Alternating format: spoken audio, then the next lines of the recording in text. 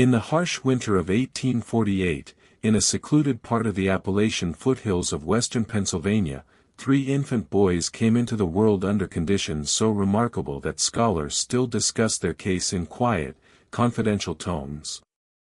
Delivered in a concealed root cellar of an abolitionist church during one of the most perilous nights in the history of the Liberty Line, these triplets manifested capabilities that defied every established principle of human biology and psychology. For generations, their lineage has protected the truth of what those infants could accomplish. Truths that, if made public, would compel us to re-evaluate all our assumptions about the boundaries of human awareness.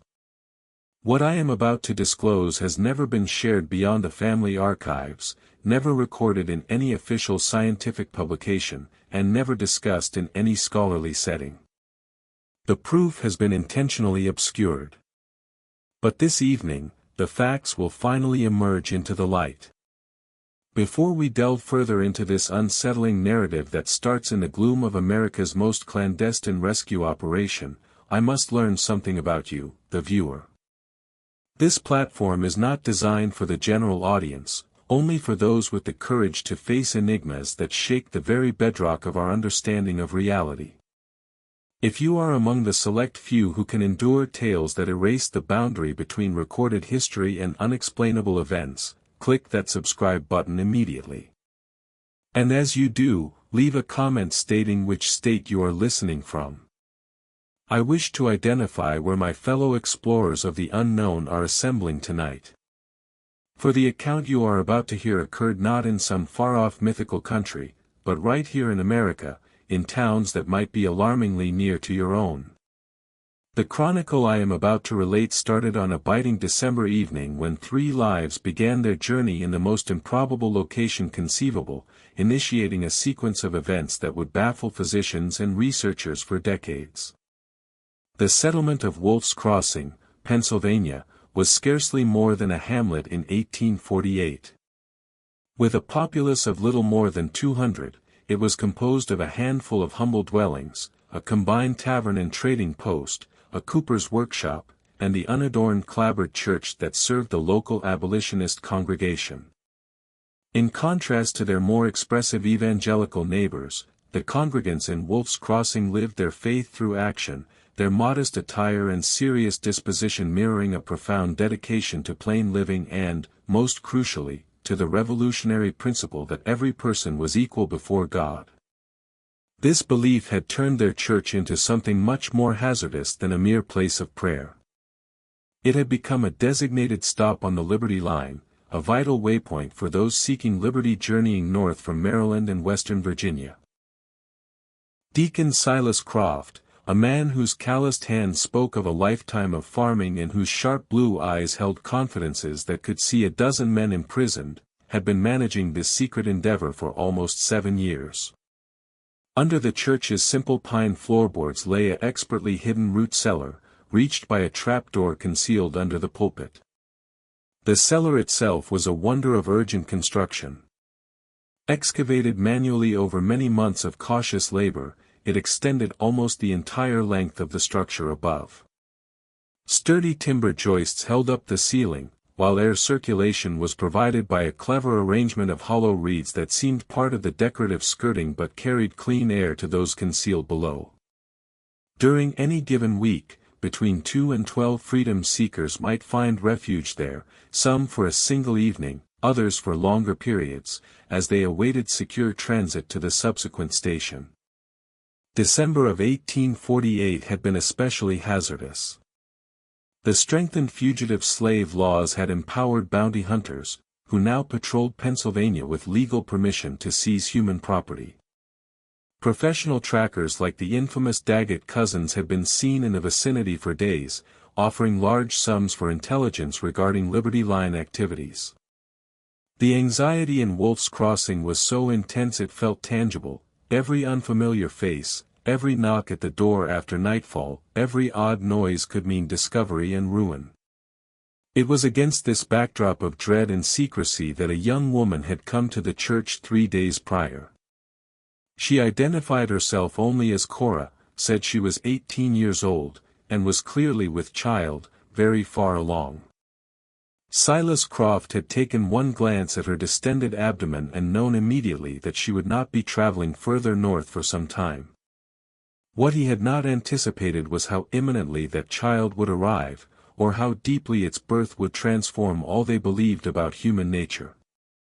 Cora had escaped from an estate in northern Maryland, she told them in hushed discussions during her initial nights in the cellar. She spoke with the careful elocution of someone who had been educated to read, unusual for an enslaved person, and carried herself with a poise that impressed even the reserved abolitionists. But there was something else about her, something that made people unsettled without knowing precisely why.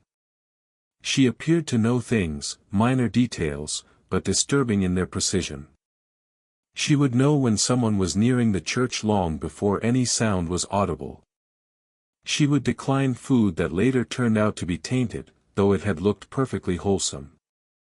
Most disquieting of all, she would sometimes look directly at the person speaking and quietly correct their statements, not confrontationally, but with the serene assurance of someone who simply knew better. "That man who delivered the provisions this morning," she had said to Silas's wife, Agnes, on her second day there. "He told you his name was Peterson, correct? And that he was from Harrisburg?" Agnes had nodded, perplexed. "His name is not Peterson," Cora had continued, her voice hardly louder than a breath.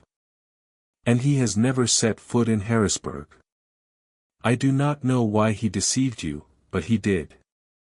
Agnes had dismissed this as the anxious chatter of a scared pregnant woman until 2 days later when the man's actual identity was uncovered. He was indeed using an alias and had been making inquisitive queries about the church's operations. The night of December 18, 1848, commenced like many others in Wolf's Crossing, cold, dark, and deceptively tranquil. Silas Croft had been concluding his evening devotions when a gentle rap came at the church door, followed by the prearranged signal, 2 quick knocks, a pause, then 3 more. But something felt incorrect from the instant Silas lifted the heavy oak bar securing the door. The freedom seeker who staggered inside was a man named Elijah, someone Silas had assisted previously. But Elijah's usual composure had been replaced by barely restrained terror. "They're coming," Elijah panted, his breath forming plumes in the freezing air. "The Daggetts and at least 5 others.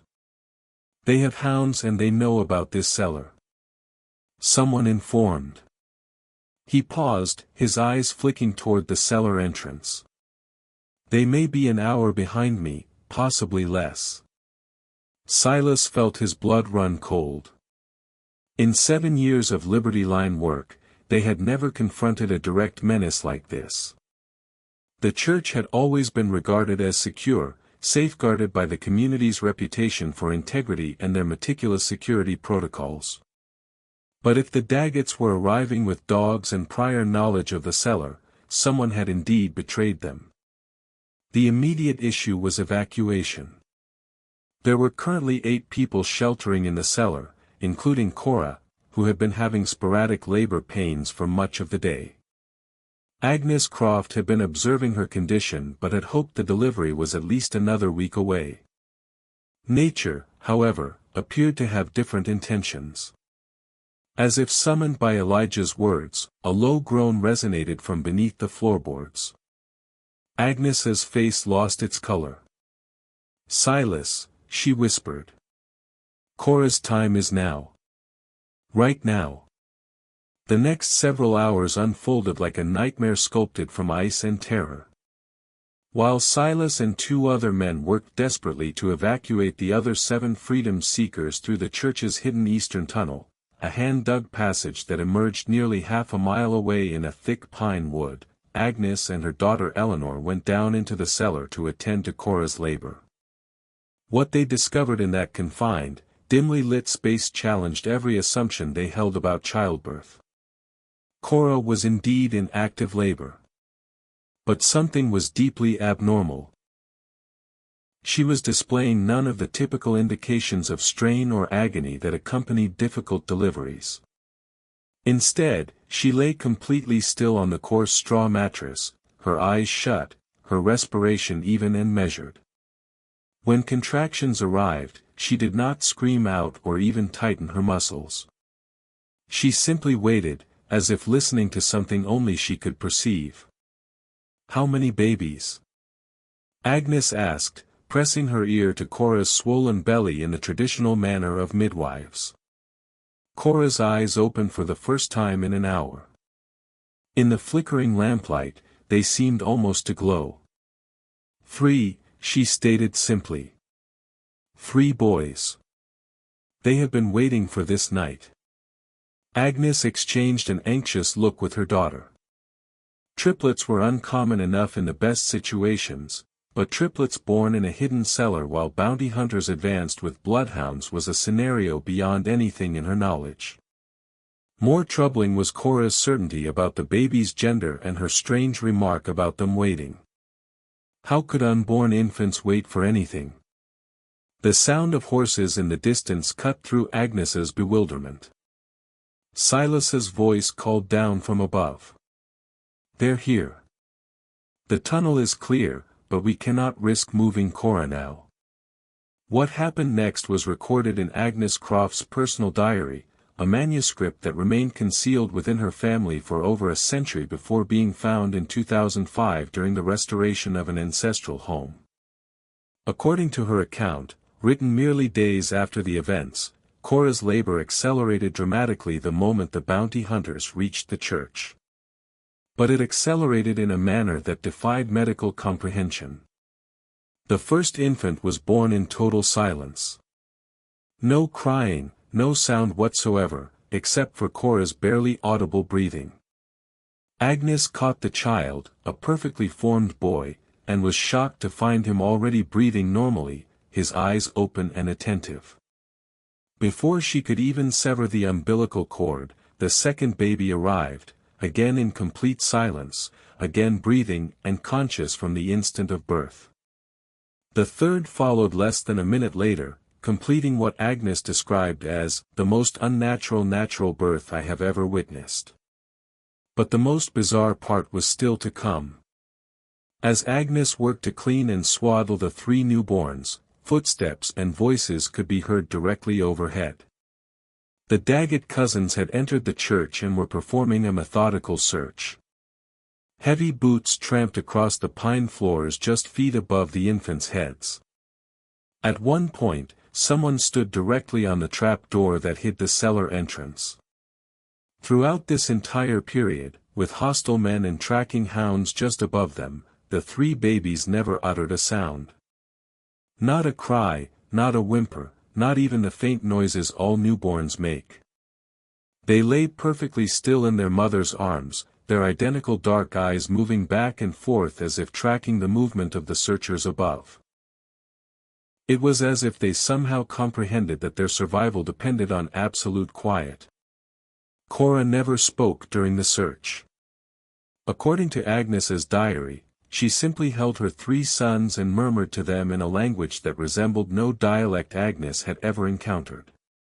Later, Agnes would depict it as words that seemed to flow like a stream, soft and unbroken, like water moving over rocks. The search lasted nearly 4 hours. The Daggetts were thorough, systematic, and growing increasingly angry. They inspected every chamber, every cupboard, every conceivable hiding place. Their dogs sniffed around the church's foundation and even pawed at the floorboards in several spots, but they never located the entrance to the cellar. And eventually, they departed, cursing their informant for providing faulty intelligence. It was only after the sounds of horses had completely faded into the distance that the 3 babies finally made their first sounds. And when they did, all 3 cried in perfect unison, their voices merging into a single, haunting wail that seemed to reverberate from the very walls of the cellar. Cora died less than an hour later, from bleeding that Agnes could not staunch, despite all her expertise with complicated births. Her final words, spoken so softly that Agnes had to lean close to hear, were, "They will know things. They will always know. Care for them, but remember they are not like other children. Cora's death left the abolitionist community of Wolf's Crossing facing an impossible dilemma. 3 newborn boys with no known father, no kin, and no legal identity. Enslaved children born free on Pennsylvania soil, but with no paperwork to confirm their status. Silas Croft made the decision that would define the remainder of his life. The community would raise the boys collectively, each family taking turns caring for them, but all sharing the duty for their upbringing. The boys were named by the community in a simple ceremony: Levi, Josiah, and Micah. From their earliest days, it was evident that Cora's final words had been more than the delirium of a dying woman.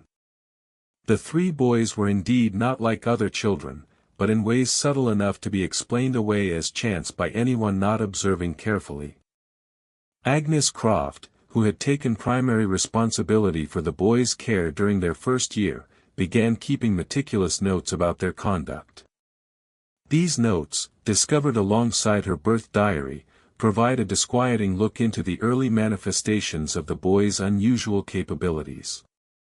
At 6 months old, the triplets had developed a practice that disconcerted their caregivers. They would all turn their heads in the identical direction at precisely the same moment, often focusing on empty doorways or windows where no one was visible. When someone eventually appeared in those locations, sometimes minutes later, it was invariably a person who was distressed, angry, or concealing something. The boys seemed to perceive emotional turmoil long before any adult could detect it. By their first birthday, the pattern had become impossible to disregard. The triplets could identify falsehoods with unerring precision. When community members spoke to them, the boys would react normally to truthful statements but would turn away and refuse to interact with anyone who was being untruthful, even about insignificant matters. Initially, the adults found this amusing, even beneficial. If someone claimed to have finished a task they had actually neglected, the boys would know immediately. If a visitor to the church gave a fictitious name or misleading information about their background, the triplets would become disturbed and refuse to go near that individual. But the ability was more than simple lie detection. As the boys grew older, they seemed to sense deception in all its forms, not just spoken lies, but concealed motives, hidden feelings, and unspoken schemes. Silas Croft wrote in his private correspondence, "It is as if the boys can peer directly into the human soul and know what resides there. This would be a blessing, perhaps, if it did not seem to cause them such anguish. They are perpetually aware of the minor falsehoods and secret thoughts that all people carry, and this awareness appears to be a burden rather than a gift." More disturbing were the boys' reactions to specific types of deception. They showed particular distress around anyone who was hiding information about missing individuals or concealed brutality. During their second year, a traveling peddler named Fletcher stopped at the church, claiming to be en route to Pittsburgh on business. The triplets became so agitated in his presence that they could not rest or eat until he departed.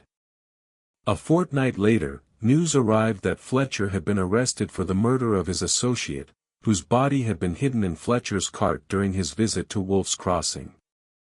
By age 3, the boys had developed what the community began calling the knowing look, a shared expression they would adopt when concentrating on someone who was hiding something significant.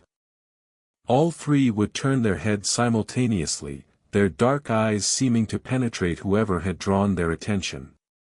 Most unsettling was their habit of whispering to each other during these episodes, always in that peculiar, flowing language that Cora had used during their birth. Dr. Alastair Finch, the local physician who had been monitoring the boys' development, was both captivated and troubled by their abilities.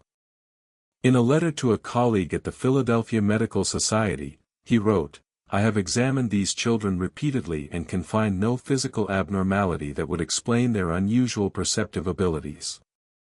Their hearing, vision, and other senses appear normal, though perhaps marginally more acute than average, yet they consistently demonstrate knowledge of matters that should be beyond their perception. I am compelled to conclude that either these children possess some form of sensory capacity unknown to medical science, or I am the victim of an elaborate deception. Though how 3-year-old children could maintain such a deception is beyond my comprehension. The boys' impact on the Liberty Line operations was immediate and significant. Word of their abilities spread quietly through the network of stations and guides. Freedom seekers began requesting specifically to be routed through Wolf's Crossing, knowing the boys could identify infiltrators and traitors with perfect accuracy. The triplets' presence in the church cellar became a guarantee of safety. If they remained calm and peaceful, the freedom seekers knew they were among allies. If the boys became agitated or refused to enter the cellar, it was a certain indication that someone in the group could not be trusted. Silas Croft found himself in the uncomfortable position of relying on 3 young children for the security of one of Pennsylvania's most crucial Liberty Line stations. But the boys' accuracy was undeniable. Over 3 years, they identified 6 potential infiltrators, preventing what could have been disastrous exposures of the network's activities. But their abilities came with a cost that became more apparent as they grew older.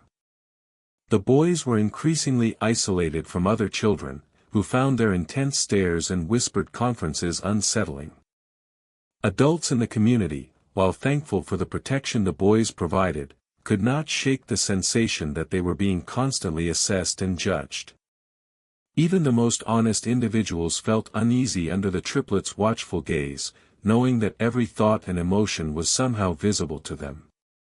Most troubling was the boys' growing awareness of their own abilities and the effect they had on others.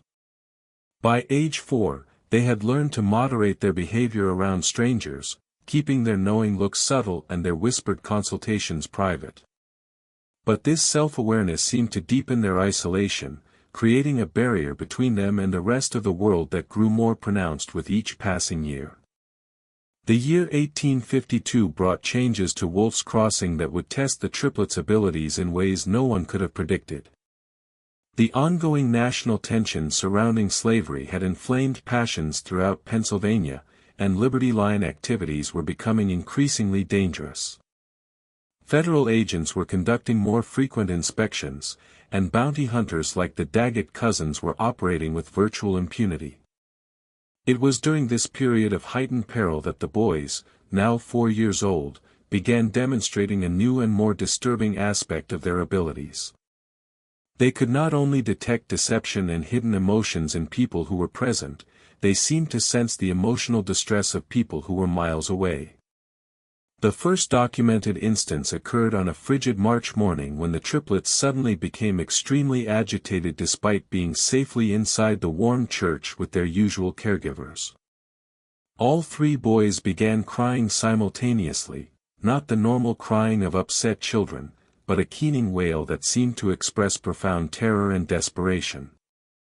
Agnes Croft tried everything she could conceive of to calm them, but nothing worked. The boys continued their distressed crying for nearly 5 hours, finally falling silent just as dusk began to fall. 2 days later, a freedom seeker arrived at the church with devastating news. A group of 9 people, including 2 children, had been captured by slave catchers approximately 30 miles south of Wolf's Crossing. The capture had occurred at almost exactly the same time the triplets had begun their crying. Worse, the captured group included a pregnant woman who had gone into labor during the attack. Both mother and infant had died from exposure during the brutal journey back to Maryland. Silas Croft was shaken by this incident but dismissed it as coincidence until it happened again 3 weeks later. This time, the boys' distress lasted only 90 minutes but was even more intense. When word arrived the following day, they learned that a conductor on the Liberty Line had been captured and killed while helping a family escape near Hagerstown.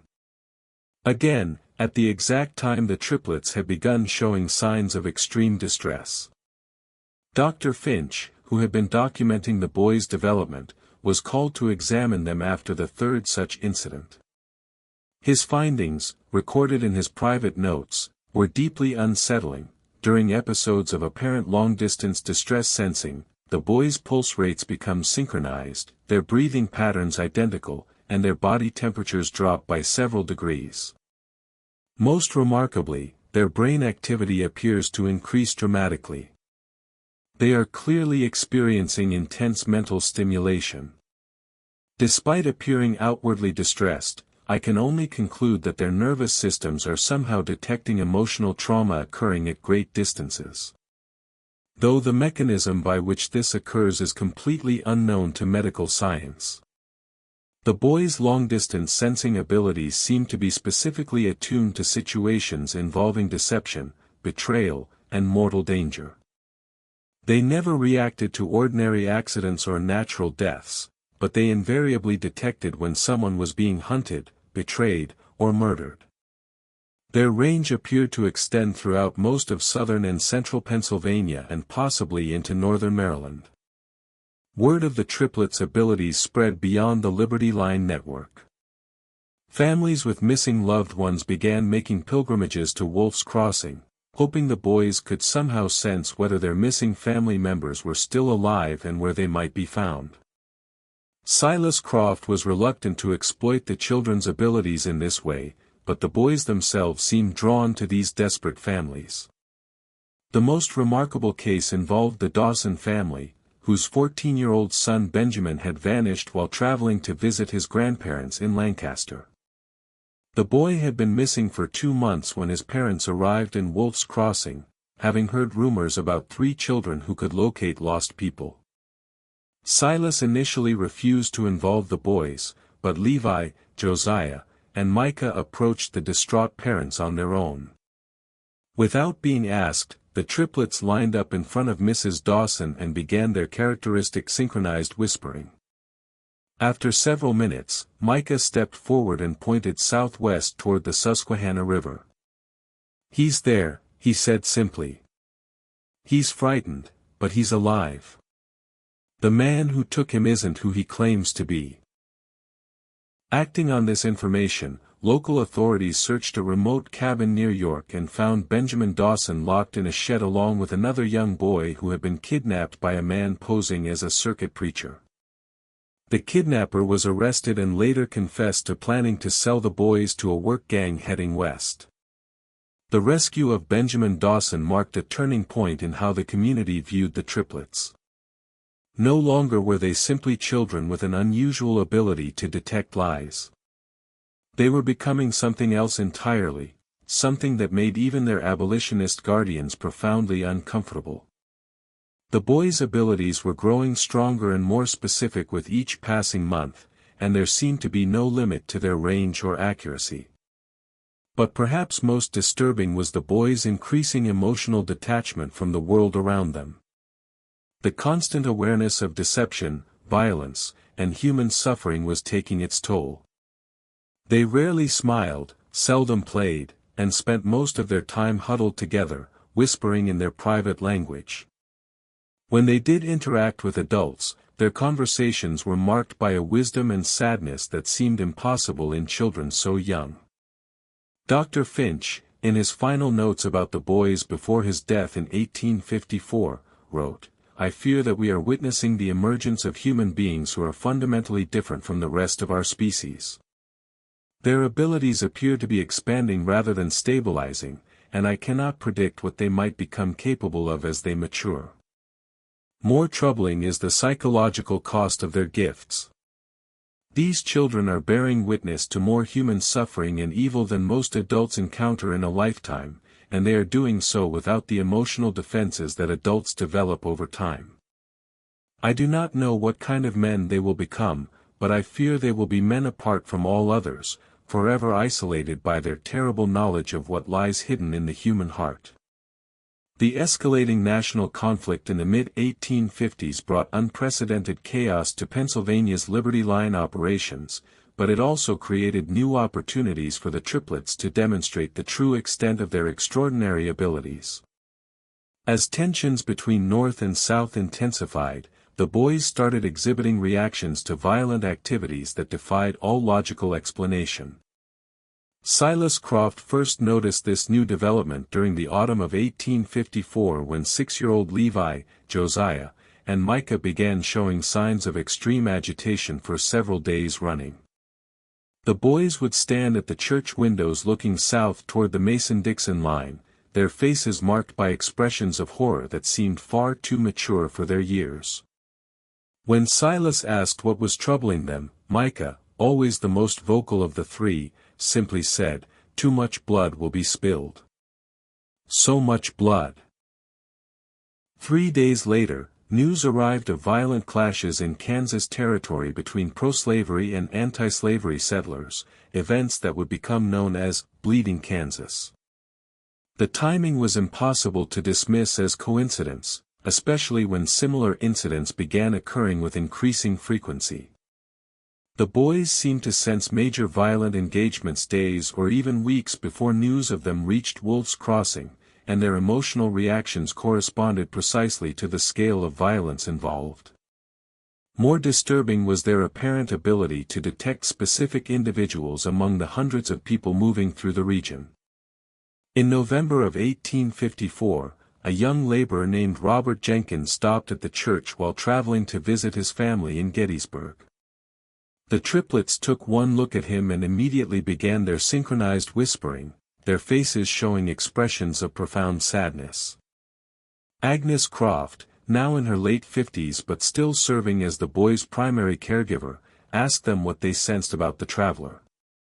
Josiah stepped forward and spoke in a voice that seemed too old for his small body, "He won't see his family again.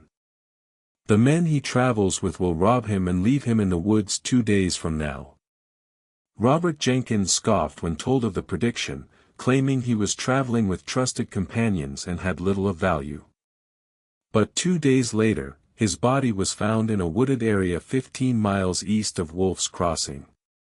He had been beaten, robbed, and left for dead by the 2 men he had been traveling with. The accuracy of this prediction sent shock waves through the local community. But it was only the beginning. Over the following months, the boys began making increasingly specific and disturbing predictions about people they encountered. They could tell when someone would die, often down to the day and hour. They could predict betrayals, thefts, and acts of violence with unerring accuracy. Most chilling of all, they seemed to know which of the freedom seekers passing through the church would successfully reach Canada, and which would be captured or killed along the way. Silas Croft struggled with the moral implications of the boys' knowledge. Should he warn people of the dangers the triplets foresaw? Should he try to prevent the tragedies they predicted? Or was this knowledge too dangerous to act upon? The weight of these decisions was crushing, made worse by the boys' apparent indifference to the suffering they witnessed. They reported deaths and betrayals with the same calm detachment they might use to comment on the weather. The turning point came in the spring of 1856 when a group of 10 freedom seekers arrived at the church led by a conductor named Henry Wallace, whom Silas had worked with for years. Wallace was a trusted ally, a man who had successfully guided scores of people to freedom over the course of 8 years. But when the triplets saw him, their reaction was immediate and violent. All 3 boys began screaming the moment Wallace entered the church, a sound unlike anything they had ever made before.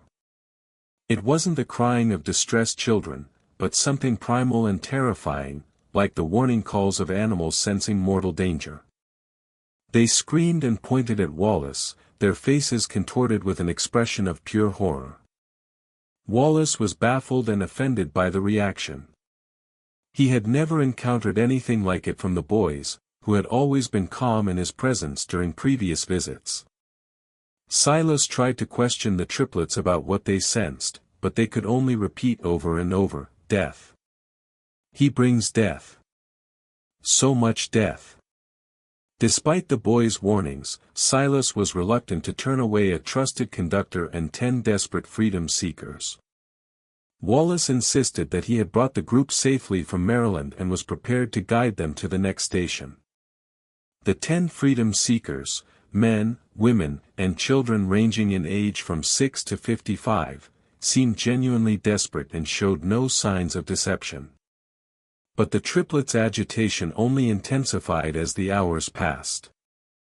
They refused to enter the cellar while Wallace and his group were there, and they continued their disturbing predictions. Tomorrow at the river crossing, he'll signal to them, and they'll follow because they trust him. But the armed men will be waiting in the reeds. Silas faced an impossible choice. Either trust the word of 3 young children whose abilities he didn't understand, or risk the lives of 10 people based on what might be nothing more than childhood intuition. In the end, he chose a compromise that would haunt him for the rest of his life. He allowed Wallace and the group to continue their journey but sent word ahead to the next station, warning them to be cautious. He also arranged for 2 local men to follow at a distance, ostensibly to provide additional security. What they witnessed the following day would validate the triplets' warnings in the most horrific way possible. Wallace led the group to a crossing at the Kanakachig Creek, just as the boys had predicted. There, instead of guiding them toward the next safe station, he called out in the darkness. Within minutes, armed bounty hunters emerged from the reeds. The freedom seekers realized they had been betrayed, but it was too late to escape. In the chaos that followed, 5 people were killed outright, including 1 child. The remaining 5 were captured and dragged back to Maryland in chains. The 2 men Silas had sent to provide security witnessed the entire ambush from a distance, too far away to intervene but close enough to see Wallace collect a substantial payment from the leader of the bounty hunters. Henry Wallace, the trusted conductor who had guided scores to freedom, had been working as a double agent for months, selling information about Liberty Line operations and leading groups into carefully planned traps. When news of the massacre reached Wolf's Crossing, the entire community was devastated. 5 people were dead, 5 more were condemned to slavery, and one of their most trusted allies had been revealed as a traitor. But perhaps most disturbing was the realization that 3 7-year-old children had known exactly what would happen and their warnings had been ignored. The triplets' reaction to the news was unlike anything Silas had ever seen from them. Instead of their usual calm detachment, they showed genuine emotion for the first time in years, not sadness or anger, but a deep, profound disappointment that seemed to encompass not just the immediate tragedy, but something much larger about the nature of human evil. "People never listen," Micah said quietly, speaking for all 3. "They never want to believe what we can see. They think we're just children, but we've seen more death than anyone in this room. We know what people are capable of when they think no one is watching." The boy's words hung in the air like a pronouncement of judgment, and Silas realized that something fundamental had changed. The triplets were no longer just children with unusual abilities. They had become something else entirely, something that could see into the darkest corners of human nature with perfect clarity. And that terrible knowledge was transforming them into beings that were increasingly alien to the rest of humanity. Just when Silas thought he'd seen the full extent of what the boys were capable of, events would soon prove that their abilities were still evolving, still growing stronger. The question was no longer what they could perceive, but what they might become, and whether the community that had raised them would be able to survive the truth of what they really were. The revelation that would forever change how the world understood the triplets came during the brutal winter of 1858 when the boys were 10 years old and the nation stood on the brink of civil war. Dr. Abigail Thornton, one of the pioneering female physicians in Pennsylvania and a specialist in nervous disorders, had been studying the boys for 8 months under the auspices of the Philadelphia Medical Society. Dr. Thornton's interest had been sparked by reports from Dr. Finch before his death, and she had convinced Silas Croft to allow a comprehensive medical examination of the triplets. What she discovered in that examination would challenge every assumption about human consciousness and perception. Using the latest medical instruments available in 1858, Dr. Thornton conducted tests that revealed the true nature of the boys' abilities. Her findings, documented in a detailed report that was immediately classified by government authorities and hidden from public view for over 70 years, showed that the triplets possessed neurological structures that had never been observed in human beings. The boys' brains showed abnormally high activity in regions associated with pattern recognition and emotional processing. But more remarkably, their nervous systems appeared to be in constant communication with each other.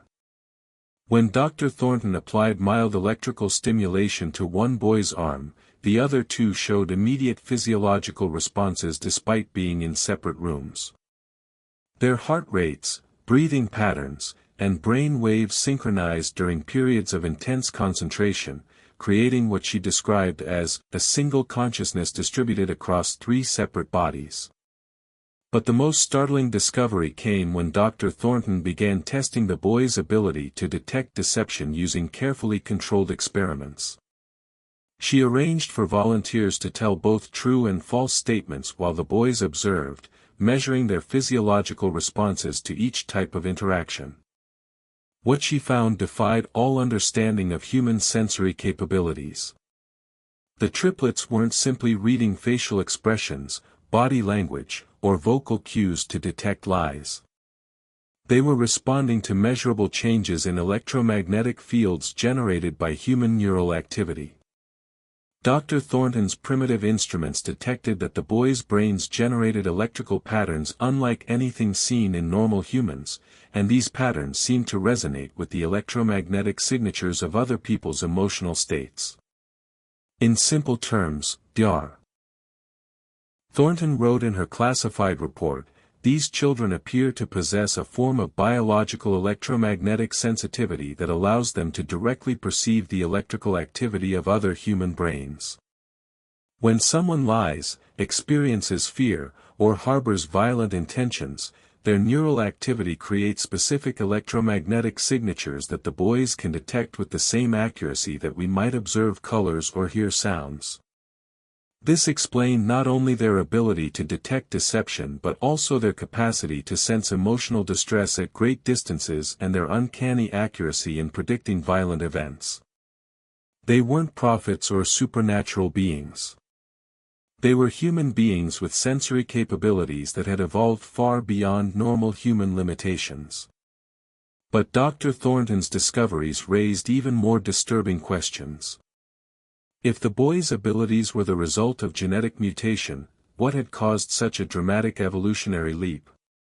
The answer came from analyzing what little was known about their deceased mother, Cora. According to abolitionist records, Cora had been exposed to massive doses of several industrial chemicals during her pregnancy, chemicals that were commonly used in the processing of cotton and tobacco on southern plantations. These chemicals, which included arsenic compounds and copper-based pesticides, had caused severe neurological damage in Cora but had apparently triggered unprecedented genetic changes in her unborn children. The boys represented something entirely new in human evolution, a mutation that might normally have been lethal but had instead created enhanced sensory capabilities. They were living proof that human consciousness and perception could evolve in ways that science had never imagined possible. Dr. Thornton's final revelation was perhaps the most chilling.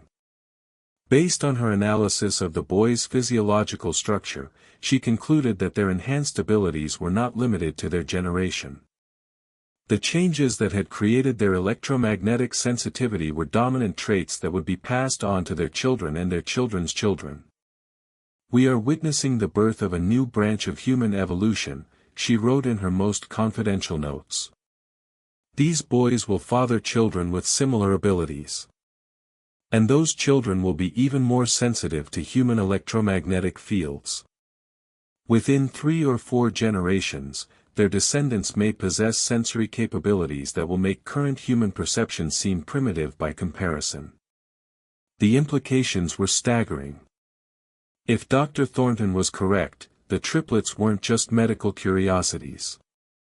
They were the beginning of a new human subspecies.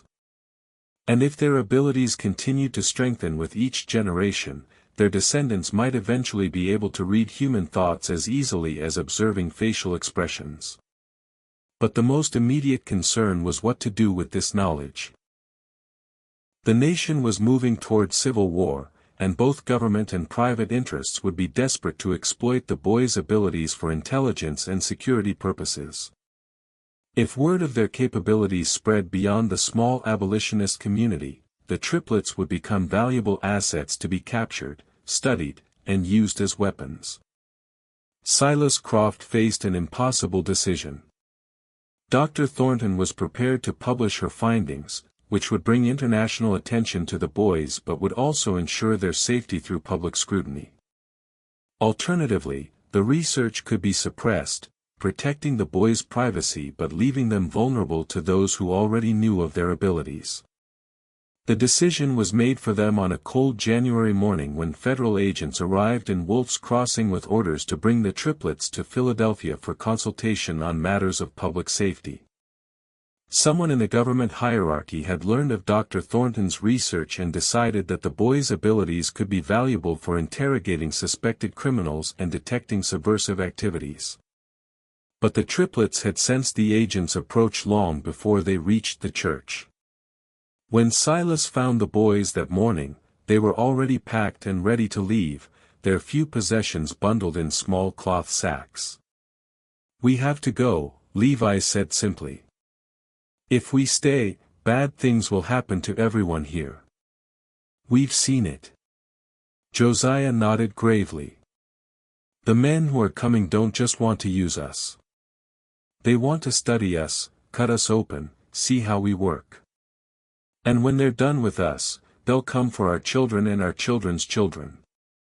Micah, always the quietest of the three, spoke last. "We've seen the future they want to create. A world where people like us are kept in cages and used as tools. We won't let that happen." The boys' decision was final. They would disappear before the federal agents arrived, vanishing into the network of mines and hidden passages that riddled the mountains around Wolf's Crossing. Silas made one last desperate attempt to convince them to stay, arguing that they would be safer under government protection than hiding in the wilderness. Levi's response revealed just how much the boys had matured beyond their 10 years. "Mr. Croft, we can sense the intentions of every person within 40 miles of this place. We know that the men coming for us aren't interested in our protection. They're interested in our abilities. And we know that if we go with them, we'll never be free again." The triplets departed Wolf's Crossing just before dawn, slipping away through the same hidden tunnel that had saved their lives 10 years earlier. When the federal agents arrived later that morning, they found only an empty church and a community that claimed to have no knowledge of the boys' whereabouts. The official report concluded that the triplets had died in a mining accident while attempting to hide from authorities. But Silas Croft knew the truth. The boys were alive and well, living somewhere in the vast wilderness of the Appalachian Mountains. And they were waiting for the right time to re-emerge into a world that might finally be ready to accept them. The triplets' legacy would continue long after their disappearance. Over the following decades, reports would surface of people with unusual perceptive abilities, individuals who could detect deception with uncanny accuracy, who seemed to sense danger before it occurred, who could locate missing persons through means that defied logical explanation. These individuals were always described as quiet, serious people with dark, penetrating eyes and an unnerving ability to see through deception. Silas Croft lived long enough to see the first of these reports, and he knew immediately what they meant. The boys had survived. They had found partners and started families. And their descendants were beginning to manifest the same extraordinary abilities that had made the triplets both feared and revered in their own time. The story of Levi, Josiah, and Micah would eventually fade into legend, becoming just another curious footnote in the history of the Liberty Line. But their genetic legacy would continue, spreading silently through the population, waiting for the day when humanity would be ready to accept the next stage of its own evolution. The question that remains unanswered is what will happen when that day finally arrives. Will the descendants of the triplets be welcomed as the next step in human development? Or will they be feared and persecuted for their differences? The answer may depend on whether humanity has learned to value truth over comfort, and whether we can accept that the most extraordinary things about us may be the very things that make us different. The story of the triplets of Wolf's Crossing is more than just a historical curiosity. It's a reminder that human potential is far greater than we imagine, and that the next great leap in our evolution may not come from technology or science, but from within ourselves. The question is whether we will be ready for it when it arrives.